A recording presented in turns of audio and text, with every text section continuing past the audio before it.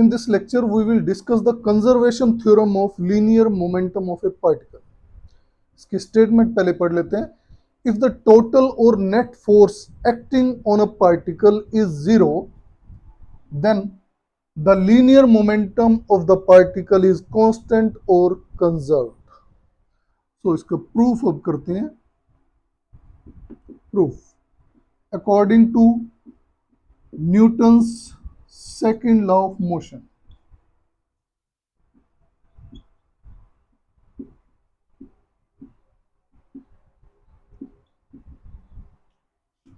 force acting on a particle is directly proportional to rate of change of momentum, linear momentum. So we can write F equal to dp upon dt. यहाँ हमने constant of proportionality को already 1 ले लिया, तो force हमारी किसके equal आई, dp upon dt के. अब स्टेटमेंट के अकॉर्डिंग इफ द टोटल और net force acting on the particle is zero, तो यहाँ पे हम मान लेते हैं let F equal to zero. जो नेट फोर्स है acting on the particle is zero.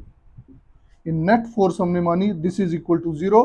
तो यहां से इस रिलेशन से क्या है हमारे पास, zero equal to dp upon dt. तो अगर इसको हम इंटीग्रेट करें यहां पे, तो हमारे पास क्या आएगा, p विल बी कांस्टेंट. तो मैं यहां लिख देता हूं, ये नंबर 2 इक्वेशन थी. सो इंटीग्रेटिंग नंबर 2, इंटीग्रेट किया इसको तो ये यहाँ पे कांस्टेंट आ गया. ठीक है, हमें पता है अगर इसको डेरिवेटिव लेंगे हम, इसका derivative with respect to t, dp by dt हो जाएगा, और कांस्टेंट का डेरिवेटिव जीरो होता है. तो हमने जब इसको रिवर्स किया, इंटीग्रेट किया, तो p हमारा कांस्टेंट आया. तो यहाँ से हम बोल सकते हैं कि अगर net force acting on the particle is zero, then the linear momentum of the particle is constant or conserved.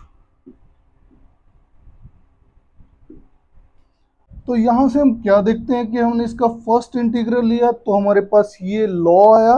तो we can say the conservation laws are therefore known as first integral of equation of motion. So this was conservation theorem of linear momentum of a particle from Newton's second law of motion.